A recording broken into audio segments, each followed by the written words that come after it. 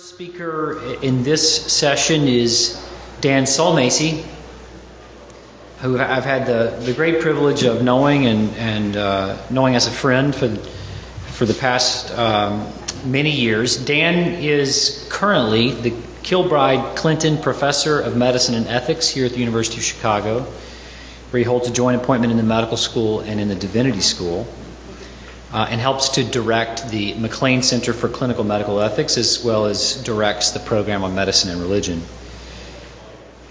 Dan has authored many books, and I think, I'll just say personally, I think he's regarded by many of us as the premier clinical ethicist in the United States. Dan's trained as an internist, practices internal medicine, has done a lot of work in caring for people with advanced illness. And he's also trained as a philosopher, one of the foremost students of the late Edmund Pellegrino. So I could say more, but I won't. Let's welcome Dan Sulmasy.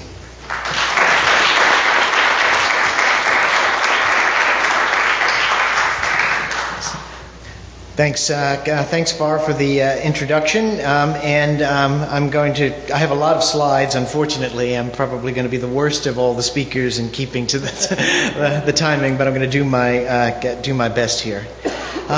You heard about some of the problematics already, the sort of shades of sedation, as I call it, the various names for different practices, which I think really need to be disambiguated because they cover varied actual practices, and this question of existential suffering as an indication for sedating people at the end of life, which are the real things that have made me worry about this practice, which has aspects that I will tell you that I do support, but others that make me quite troubled. And to do this I'm going to do some preliminary discussion about these topics. Suffering. I think we haven't yet talked anything about the meaning and value of human consciousness, which I think is important in placing this discussion in the proper context. Some aspects of the philosophy of medicine, particularly the concept of therapeutics, what it means to be in the position of treating another person. Talk a little bit about different kinds of intentions, and then I'll give you my take on the rule of double effect. And once that's done, then we'll talk about palliative sedation and its various forms.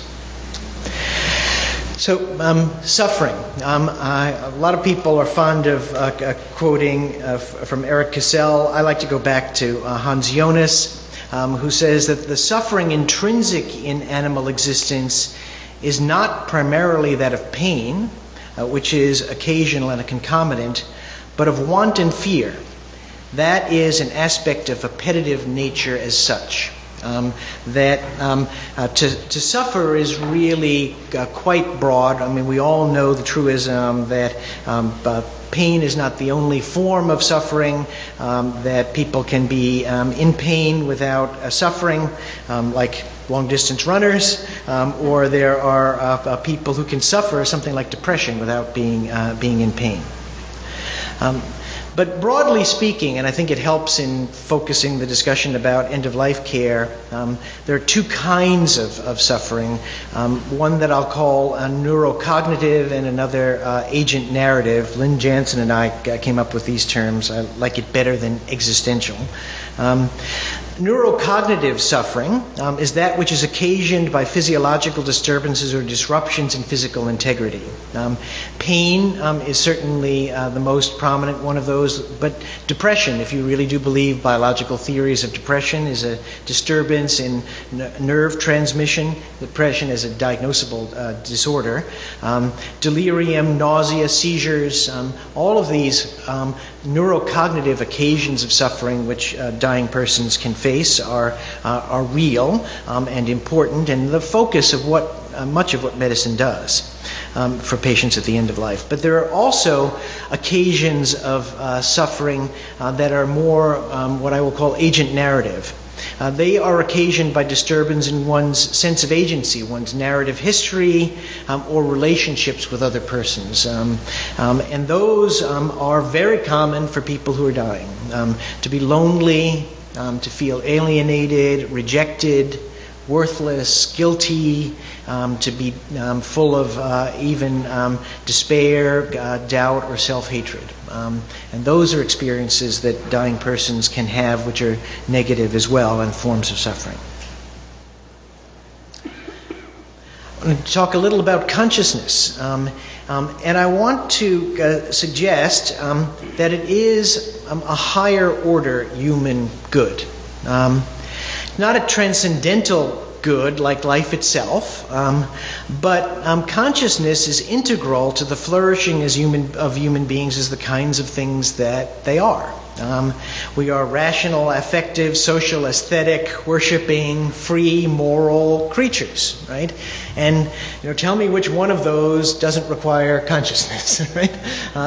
This is something that is a prima facie good that is prior to even any of those other kinds of goods. It's even necessary for us to be able to do good for others. You have to be conscious to do good for your spouse, for your parents, for your teachers, and for health professionals. To do good for others requires us to be conscious, which sometimes doesn't happen for house officers who've been up all night, but we're trying to fix that.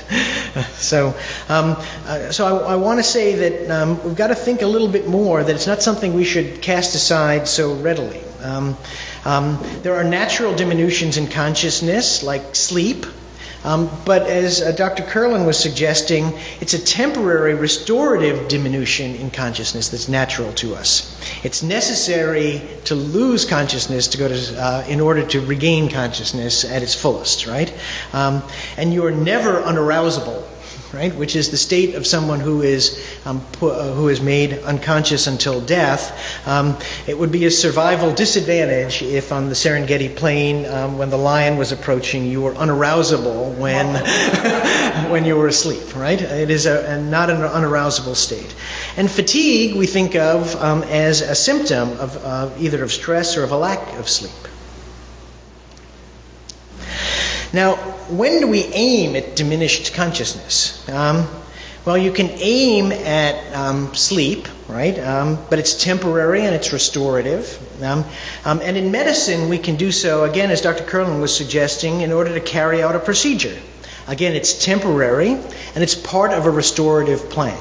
The person has a burst appendix. In order to effectively be able to treat that problem, the person has to be operated on. For that to be done successfully, they need to be anesthetized. But we don't typically aim benevolently at permanently diminishing our own consciousness or that of others. We just don't typically do that in day-to-day life. And human beings don't even aim at temporary unconsciousness in order to dissociate themselves from their suffering, unless they suffer from a psychiatric disorder like substance abuse. So lots of people come into the emergency room because they tried to make themselves unconscious and overdosed. So they did too much. They wanted it to be temporary. They almost made it permanent until we rescued them. I just want to suggest, maybe that we need to just sort of state bluntly that consciousness is typically a good for a dying person.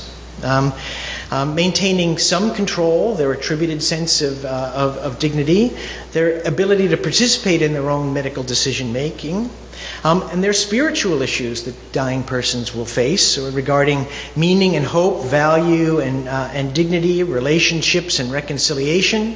And as Bayak points out, we should have invited Ira, I guess, we're quoting him left and right here, but there are opportunities for growth at the end of life which are possible for most dying persons that we shouldn't dismiss without very, very good reason. Recognizing too, as I remind students all the time, that the dying can be our teachers. They can tell us a lot about what it means to live if they die well. Just one little poetic example of this, from this poem, which has been done as a hymn in many various settings, but the last 3 verses of Immortal Love. The healing of his seamless dress is by our beds of pain. We touch him in life's throng and press, and we are whole again. Through him the first fond prayers are said, our lips of childhood frame. The last low whispers of the dead are burdened with his name. O Lord and Master of us all, whate'er our name or sign, we own thy sway, we hear thy call, we test our lives by thine. Again, this evokes a kind of ars moriendi that seems to have been popular in the Middle Ages and even into the 19th century and early 20th century in this country, and now sadly disappeared. This sort of preparation for one's end, sort of evoking our first talk. Now, at the end of life, I want to suggest that because it is a human good of this higher order, that it seems to me that we might not want to intend to diminish a patient's consciousness continually until they're dead.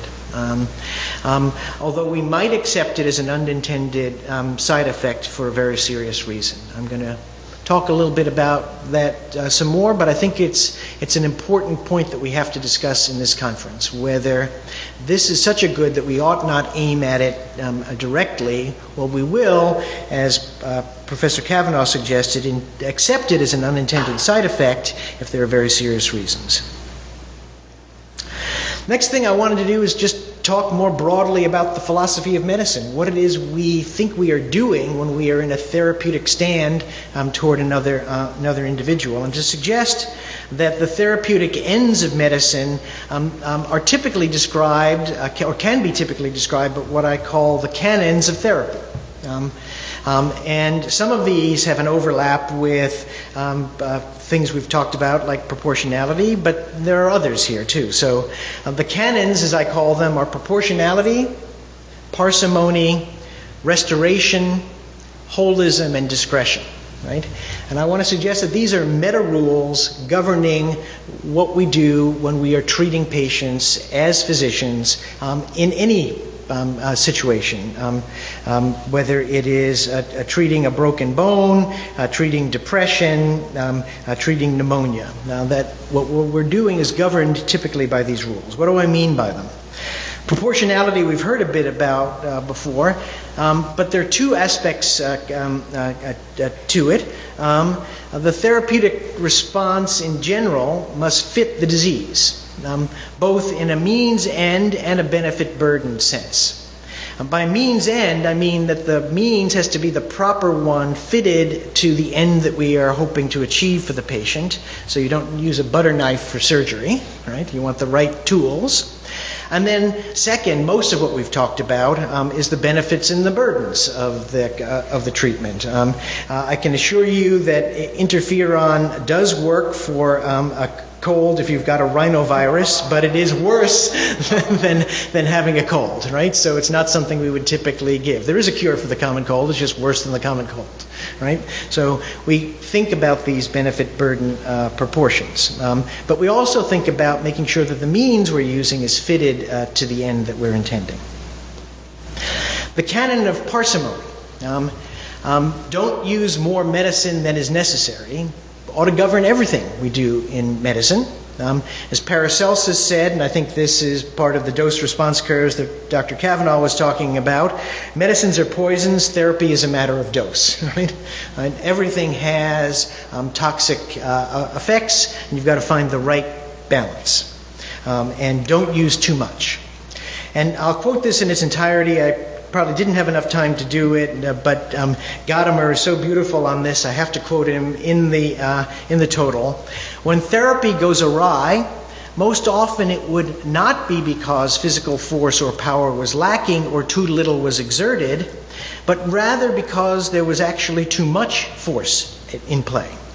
But when the act goes right, suddenly everything seems to happen spontaneously, lightly, and effortlessly. Genuine success is accomplished in medical practice at just that point where intervention is rendered superfluous and dispensable. All medical efforts at healing are already conceived from the onset in light of the fact that the doctor's contribution consummates itself by disappearing as soon as the equilibrium of health is restored. That's beautiful. I mean, if I could get every intern in the United States to understand that, we'd have a great cadre of physicians, right? That you disappear when the patient is restored, and you use just enough to be able to do that and let them go, restore them back to themselves. But don't do too much, or you do harm.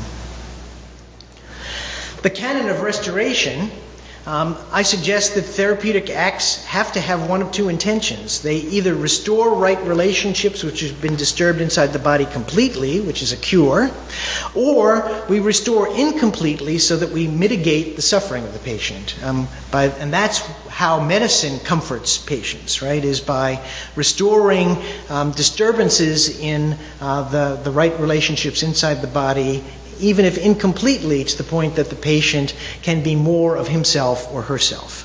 And we sometimes do it ourselves, disturb things therapeutically, but only temporarily with a further overall intention of improvement. It's sort of another reason why primum non nocere is actually wrong, because often we do first harm in order to heal, right?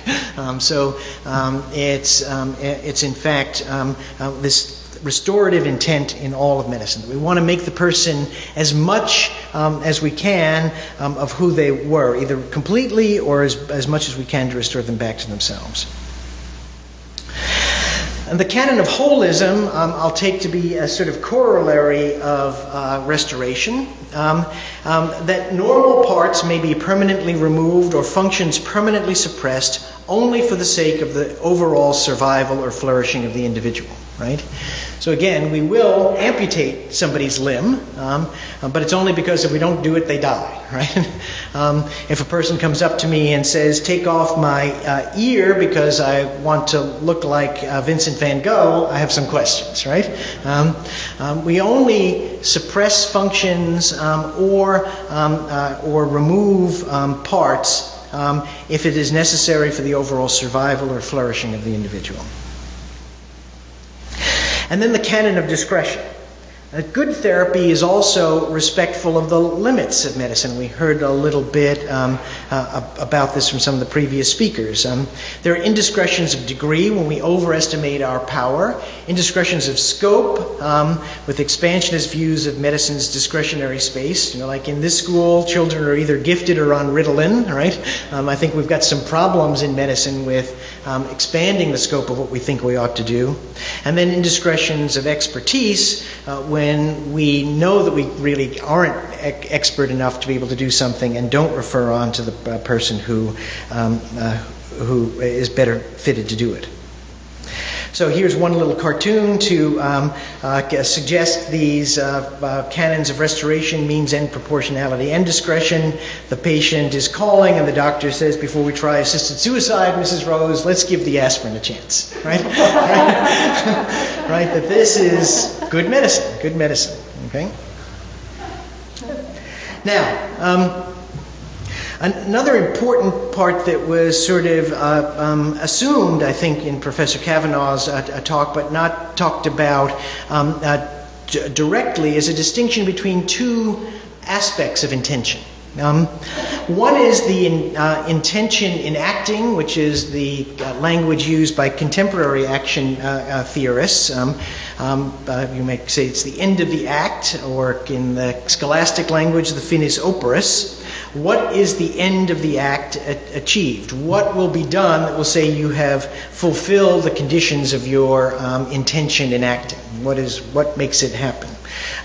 So I often talk about this with respect to discontinuing a ventilator. The intention in acting is not that the patient be dead, right, but that the patient be disconnected from the ventilator. Right? Our end is achieved when the patient and the ventilator are disconnected from each other. We don't say, oh my gosh, we failed, the patient is still, if they start breathing, and then take out a pillow and smother them, right? Our intention is to disconnect the patient from the ventilator. That's our intention in acting. Now, we may have a further intention, reasons for doing it. In the case of the ventilator, it may be because we think the person is needlessly suffering, that they have no moral obligation to continue for another few hours or days on the ventilator, and that it has become a disproportionately burdensome treatment, and we can discontinue it at that point. That may be our further intention. That's sort of why we're doing it, what we're ultimately aiming at, the reason for doing it. But the intention in acting is to disconnect the patient from the ventilator. So the further intention and intention in acting, I think, have to be kept apart. Next, my take on the rule of double effect. In his book, on double effect reasoning, Professor Kavanaugh talks about lumpers and splitters with respect to double effect. I think Dr. Curlin, reducing it to 2 principles, would be in the lumping category. Professor Kavanaugh gave the standard, which is 4 conditions. I'm one of the splitters. Okay? And it's partly because I think while everybody who uses double effect reasoning, I think, accepts most of this, a lot of it gets subsumed and gets fuzzy in people's thinking. So the first was already mentioned, that all reasonable alternatives have to be exhausted before you undertake these drastic measures. That you have to have an action that you're thinking about, deliberating about, that actually has 2 effects. It's one action but has 2 effects. That the act itself has to be good or at least indifferent. That one effect of that action has to be bad and the other good. That the good effect is the end of the act, not the end of the agent. That's important, right? So that the good effect that you're talking about is what it is you're actually doing. What you're aiming at has to be something that is good, right? And it's not the sort of further motive that you have for doing it. The good and the bad effects are not mediated by intervening agents. If you do that, then you're into a whole other category of cooperation, where you're saying, well, I'll do this, on the thought that I'm going to prevent someone else from doing something wrong. Then you're in another whole category of analysis of cooperation. It has to be, and everybody agrees that you foresee the bad but only intend the good. That the bad is not the means by which the good is accomplished, and again, that's standard. And the act has to be proportionate, but remember that this proportionality is not only comparing the effects and their proportionality one to another, but making sure that the means is proper for the end that you're setting to achieve, that it's proportionate in that sense as well. So that's a longer version of double effect, but I think most people who do it accept all this. They just sort of put them in different kinds of categories. But if you don't spell it out, then people miss part of this. Now, with that as the background, here's my foundational premise, right? Medicine doesn't radically change its aims and methods in palliative care. And this is what Dr. Curlin, I think, rightly is worried about, that suddenly people who are doing palliative care think they're doing something that's apart from medicine, that we're about comfort. We're not about what medicine is. We're a different entity altogether. I would say no. Palliative care is part of medicine, and particularly if we talk coherently about moving palliative care upstream so that we start treating patients earlier in their disease, it is part of medicine. And the nature of, when someone is dying, the nature of human suffering doesn't change. Consciousness is no less a human good for a dying person. And the goals of medicine, those historical medieval ones, don't change. To cure sometimes, to relieve often, and to comfort always. They've got to be tempered by clinical reality and the art of the possible. And the meaning and the rules that govern therapy don't change. So we've got to be governed by the canons of therapy, even when we're caring for dying patients. We tailor it to reality and realistic goals, and we're informed by the rule of double effect, right? And if that's true, then how does sedation look at the end of life? So I think all the real problems in end-of-life care come from failing to disobey the basic rules of therapy, right? We have, as was pointed out, terrible problems of over-treatment, which is disproportionate, not parsimonious, indiscreet in its use of drugs and what it takes on. That we use inadequate symptom control, which is still a problem in lots of this country because of people not realizing the rule of double effect, that they are, while they're responsible for the outcome of the patient's hastened death, they are not culpable for it if their intention is to relieve the patient's pain. And that we pay too little attention to agent narrative suffering, even if the proper response to that is to refer to other caregivers like chaplains. So, suffering end-of-life care and the canons of therapeutic responsiveness, what should medicine do in end-of-life care is to do what medicine ought to do for anybody, whether they're dying or not dying, which is to recognize all the types of suffering that are occasioned by the patient's condition, to respond appropriately, and to obey the canons of therapy. That this is not something totally different, sui generis, apart from medicine. So here is my little diagram on double effect in morphine, which I think is the standard case, right? The intended means is to give the patient morphine. The aim of the act, what's being aimed at, and so that the dose is titrated to that, is analgesia, the relief of the patient's pain. The further intention, why would you relieve their pain? Because you want to relieve their suffering that's caused by the pain, right? So you relieve the patient's pain because you have a commitment to relieving their suffering through the means that are available to medicine, anticipating that there's a possibility that when morphine is in the system, you might unintentionally hasten the death of the patient. That's the standard case. I'm all for that, and I think that that's underappreciated and needs to be appreciated by clinicians. I'll pass up. Strategic bombing is another similar kind of case. I'll pass that up in the interest of time. So what's the classical practice of sedation for patients at the end of life? I don't want to call it proportionate palliative sedation, and I'll tell you why in a minute. I'd rather, at this point, call it double effect sedation. And I think this is probably what Professor Kavanaugh was thinking of in his presentation. That sedation can be an instance of the appropriate application of the rule of double effect. Someone is dying, they're in severe pain, their consciousness may already be clouded by the fact that they are as sick as they are. They may be septic, they may have a brain tumor, whatever it may be. We use an appropriate agent for the appropriate symptom, so we have means-end proportionality. They have pain, morphine treats pain. The intention must be the relief of the symptom. And unconsciousness is a foreseen but unintended side effect, right? So if the patient's pain is relieved but they are still conscious, I stop, right? I'm doing it because my aim is to relieve their pain. I foresee the possibility of diminishment in consciousness, and the patient is close to death, and this is, I think, part of the discussion. One of the parts of the proportionality in this that we then think it is morally permissible to undertake this treatment at that point.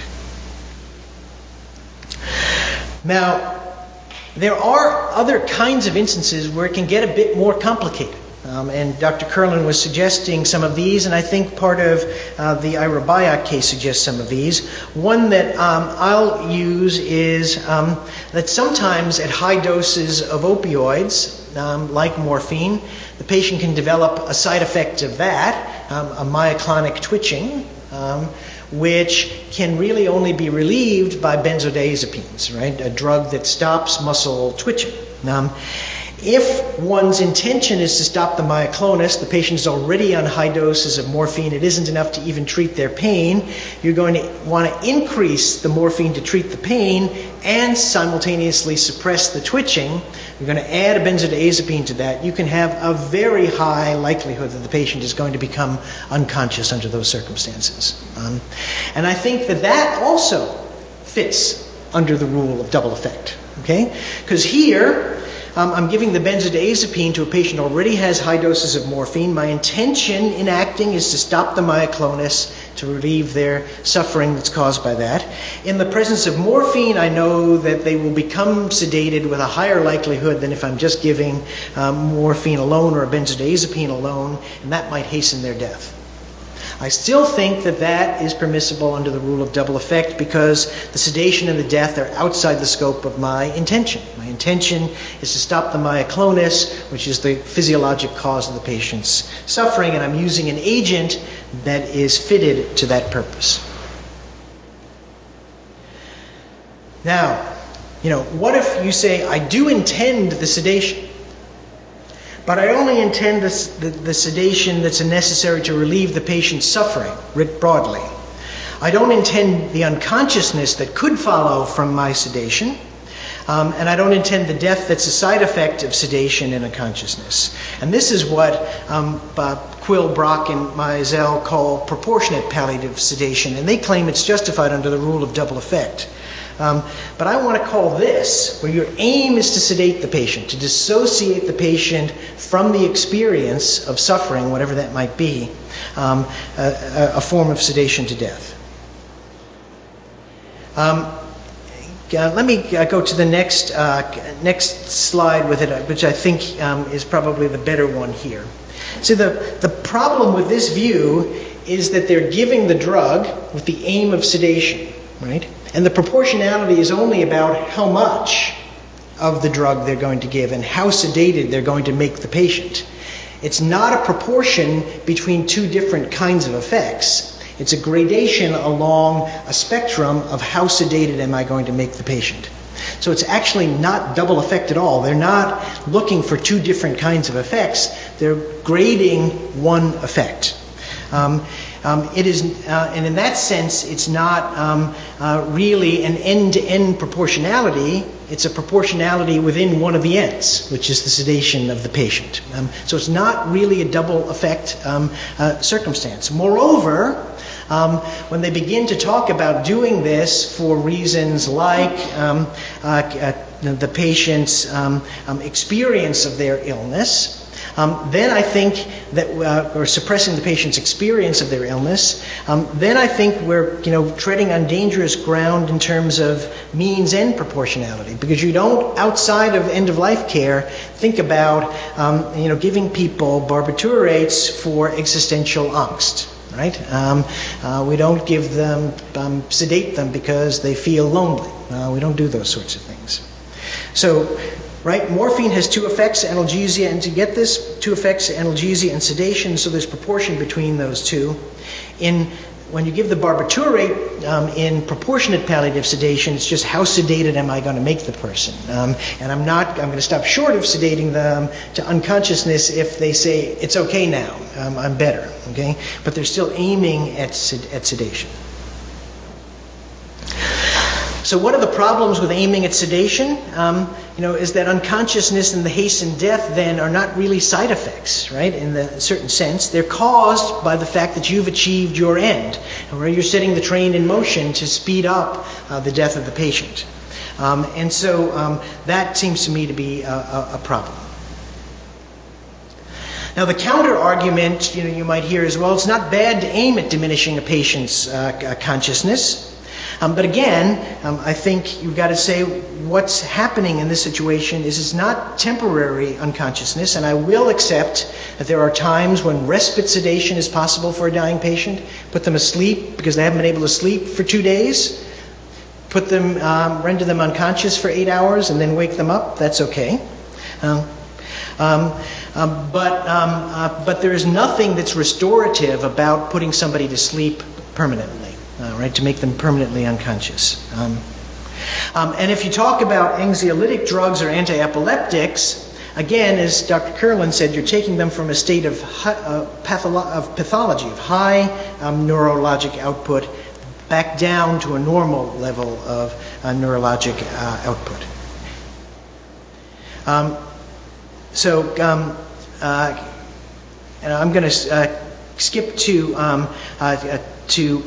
this slide in the interest of time. So sedation for agent narrative suffering, I think, is also something that's wrong. So the patient who says, what's wrong with me is that I am not yet dead. Right? That I fear dying, it's inevitable, I'm still not dead, and I know it's coming, but it's not coming soon enough, please sedate me. Right? Well, it's not parsimonious if less drastic measures will suffice. It's not means-end proportionate because the means are inappropriate for the symptoms. Again, outside of the setting of dying, no one would think about sedating somebody to permanent unconsciousness because they are fearful of dying someday. It denies medicine's restorative goals because it aims at diminished consciousness when spiritual and existential restoration and growth demand consciousness and might still be possible for that person. And it's indiscreet in the sense that it is more a self-aggrandizement on the part of medicine. As Ramsay once said, the function of medicine is not to relieve the human condition of the human condition. And it's not the job of the doctor to reach into the black bag and find something that we can do for the person at the end of life. You may give me the medical burning lorry counterexamples, and I guess Terry's case is supposed to be that. But I'll say that hard cases make bad law. And most of these burning lorry cases where you can't do anything else to solve the patient's pain except to make them unconscious and to aim at making them unconscious using even an anesthetic drug are hypotheticals and not actuals. And I liked the way in which Dr. Kurlan sort of interpreted Dr. Bayak's case of Terry as suggesting that what he might have been aiming at, and I hope he was to aim at suppressing the twitching, which was which was coming from the same nervous impulse that was causing the pain. So he was aiming at suppressing the nervous impulses which were causing the neuropathic pain, recognizing unconsciousness as a side effect. Then it's double effect. If what he said is, I'm going to render you unconscious so you don't experience any of this, then I think it's not double effect and it's crossed over into something that's problematic. The most plausible justification for any of this, I think, might be holism. That we're suppressing a function, and consciousness is a function of the body, and we're suppressing it for the sake of the whole. That might be the way in which you're trying to justify this. But it seems to me that we have to unpack a little bit about what for the sake of the whole means. And typically we do this, like an amputation, for the overall survival or the flourishing of the individual. You might say that a person who's in such distress that they aren't flourishing. But again, I think that these medical burning lorry cases that you might try to give to me just don't exist. In fact, because we can typically treat any of those symptoms, even to the point of unconsciousness, under double effect. So, I'll conclude by saying I am all for double effect sedation, aiming at treating a specific symptom with a specific drug for a good reason in someone who is imminently dying, recognizing that in so doing, I may, outside of the scope of my intention, cause that person to be sedated, even with a high degree of probability or even certainty. But I'm deeply troubled by the sort of new forms of palliative sedation that aim, and their explicit aim in the literature is to dissociate the patient from the experience of suffering, and suffering gets writ broadly. I'll end with one little slide of death with dignity and the proportionate care that was given to Francis of Assisi as he was was dying was a couple of bits of almond cookie from that Lady Jacoba brought from Rome, but nobody tried to make him unconscious as he was dying. So thank you.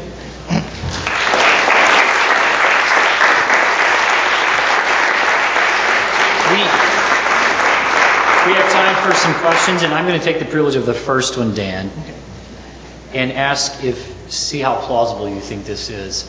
If you were clear that if we're using sedatives which don't have a direct action, let's say in the relief of pain, we're kind of fooling ourselves. We're not meeting double effect. But think about, I can't remember the exact details, but I know there have been studies of people who had brain injuries of certain forms, some of them surgical, and they've had tumors removed. The effect of which is that they experience pain, but they don't experience the distress that pain causes. So if somebody stands on your toe without your shoe on, any of us, we experience not just the pain, but it's distressing. But there are people who've had certain brain injuries who would say, you're standing on my toe and it is excruciating. I would like for you to get off. You can imagine that if we had the capacity to cause that kind of disassociation in people who had the kind of tumor that Terry had, it might be a practice of medicine to do it. And so my question is it the case perhaps that sedatives in such cases are treating the neuroexcitatory state that accompanies severe pain and therefore satisfying the rule of double effect? Yeah. No, it's a great question. And again, this is part of the fine-tuned thinking about these questions that becomes really important. And what troubles me is that, doctors just begin to say, patient's suffering, they've got, I've got barbiturates in my back pocket, palliative sedation is okay, let me just sedate you, right? So I think that, yes, let's go to Terry's case. First, I don't know whether all means were exhausted in that case. Whether, for instance, some sort of nerve block or rhizotomy might not have worked, right? So you actually cut the nerve if it's one nerve that's being caused, or you inject something in it to treat it, which would be short of that. Second, I think it is permissible to use anxiolytics to treat anxiety states that can accompany not just pain, but also the state of the person who is dying, and then can amplify pain, right? And again, that's a neuroexcitatory state that we are diminishing. I'm not sure that while there can be lesions in the brain that might cause somebody to not experience reality, whether it's noxious or pleasant, as it ought to be, that is a sort of pathology that we ought to pharmacologically mimic. Maybe you can tell me that there are cases in which that happens, but I think the kinds of cases that you're talking about, and I think are the complex ones at the end of life that you're experiencing, are ones in which there may be, in fact, a separate indication for these more anxiolytic drugs because of the accompanying distress that the person has at their total situation, which then amplifies the pain, and they can be part of, the approach. I mean, this is sort of in some ways, go back to basics in Dame Cicely Saunders and the Brompton cocktail, right? There were anxiolytics, and there were opioids in this, and even some Thorazine, which has that sort of blocking effect for the person as well, to sort of diminish their experience of distress. So I'm uncertain where I would go with it, but I think that in most cases it's not so much purely the experience of pain so much as an anxiety state which has been provoked by the pain and the other symptoms of the patient, which would be an indication for anxiolytics and therefore could be used in those cases. Questions? Yes. What was the brilliant thing that you said today? the other things that you said today was the whole the aim of medicine is not to relieve the human condition of the human condition. Well, I didn't say it, and I quoted Paul Ramsey on that. So What seems to be happening in our society is that there's a collusion between public thought and the field of medicine in creating the impression that the job of medicine is precisely to treat the disorder of the human being. I as a psychiatrist, nowhere is this probably more true than in the field of psychiatry. Literally, that patient would come to me and say, I just lost my job, my father's dying of cancer, my marriage is on the rocks, my children misbehaving, and my antidepressant is working. yes. So, my question to you is, how do you imagine we can further the point of view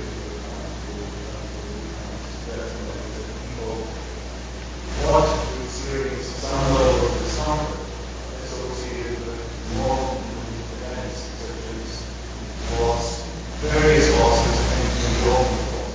How do we communicate that to the public? How do we communicate that to our patients when our patients are increasingly convinced that it is precisely our job to treat them and to relieve them of the discomfort of being alive? No, that's terrific. Yeah, I'll repeat the question is, how do we? Well, first of all, there was the comment that Ramsey's line, "The function of medicine is not to relieve the human condition of the human condition," is something we have to constantly bear in mind. And the question is, how can we get the culture to sort of accept that when the culture has, as Professor Farrell might have put it, begun to think about medicine as amoral, as purely instrumental, as something that is a technology to be used in whatever way I see fit in order to do anything I want, particularly to relieve me of the ordinary distress and suffering of human existence, or of any existence. If you go back to Jonas's definition of suffering, just the suppression of appetite. I don't get what I want, therefore I am suffering. Right? Therefore, medicine ought to fix that. Right? Is the problem that you're suggesting? Again, going back to Professor Farrow's talk, which is part of why I was, hoping we'd frame it that way, is that's going to take a large cultural shift that I don't know that medicine itself has the answer for. What I think medicine can do is to claim, again, as Professor Farrow put it, that amoral medicine is immoral. Right? And if we refuse to consider what we do as simply a technology to be put to any purpose that whatsoever, that has no moral commitments built into it, then we could at least be part of the solution instead of part of the problem. Take one more question. So since this talk is under the aegis of Christian perspectives, here's an argument that I've heard made in Christian talk. It's not my argument, but here's your response. So you mentioned the importance of consciousness, the unknown human good, and light as being this more transcendental good. So of course we don't kill in order to alleviate from distress. But of course being, just existence, is even higher than life. And when you have a patient who's reached a point where we render them unconscious, either intentionally or as a double effect case, they're unconscious, they're going to stay unconscious until they die naturally. They're not, again, they're alive, well, not to kill, but yet their ancient narrative, right, existence is being obtunded. And as Christians, right, we believe that existence does not end with physical death. So the conclusion of the argument is, why not just look up the dosage a bit more? Why not directly potentially end life? For the sake of being, and with that full agency, because this person is now free to enter into the post-mortem existence. Yeah, well, again, the answer to that, I think, comes from the fact that we'll go back to Professor Farrow's talk beginning it, that there are, two agents here, right? There's there are moral duties for the patient, and from the patient's perspective, at that point, they might have, run the race, fought the fight, kept the faith, and their agent narrative time may have been over. But I think there are very good reasons why we, as those who care for them, still have to recognize them as bearers of dignity from a Christian perspective, made in the image and the likeness of God, and their bodily existence, which is both soul and body, and they are not soulless, even if they are, their possibility for agency has diminished. They're directly intending the dissolution of that is as wrong for them as it would be for killing anybody else, and that's the sort of short answer to that. But we could talk about it more at the plenary, perhaps. Yeah. Yes. What came to mind is that Parkin's that concept of finesse. And I was wondering if suffering isn't per se, we don't really believe suffering. We're interested in our symptom, our not symptom, lack of breath, dementia, nausea, etc. We treat those, and one of those is agitation. Agitation, yes. And sedation is what we do when someone's agitated. Yes. And the doctor, the drastic doctor says things like, I'm going to render the patient unconscious. But the practitioner who has finesse says, I'm going to address the agitation of the patient. And as I do that, that's a process. And at some point it may evolve, as you're saying, rendering them unconscious. But to my mind, because I'm totally in agreement with what you're saying, it seems to me that it's the drastic doctor who says, I'm going to render the patient unconscious. And it's the practitioner with finesse who follows the path you're advocating, who says, I'm going to treat the patient's agitation. Yes. And I'm going to do that in a step-like fashion, following agitation assessment scale. And what are your thoughts? What about saying we don't treat suffering too? Yeah. We do treat agitation, but we don't just render it. Yes. With regard to the first point about we don't treat suffering, I think we treat the sort of medical occasions of suffering, right? So disruptions in neurocognitive functioning are occasions of suffering that are the primary province of medicine. It is not that we ignore, and a good doctor does not ignore the agent narrative suffering, and some of what we do is helpful to that. Just being with the person, accompanying them when they suggest they want to kill themselves, saying, well, I care about you. Why would you say that, right? And sort of can be therapeutic in itself and helpful, but we're not experts at that, and so we may want to refer to pastoral care, psychologists, social workers, or family to do the bulk of that work. So it's both together. Primarily, though, the neurocognitive occasions of suffering that we are aiming at to relieve the patient's suffering. Second, in terms of finesse, yes, I think that it's a great word. I like the translation, and would that we had more doctors who practiced with finesse, with everything, let alone in this kind of delicate case where if the person is agitated, then I think it is an indication to give them sedatives. The aim would be restorative. It would be to bring them from the hyperexcited state to a normal state. Now, there may be some, side effects, some risk of sedation in doing that, but that's the aim, and that's finesse. And it is rash to sedate them to unconsciousness and bypass that finesse. Thank you, Dr. Stewart.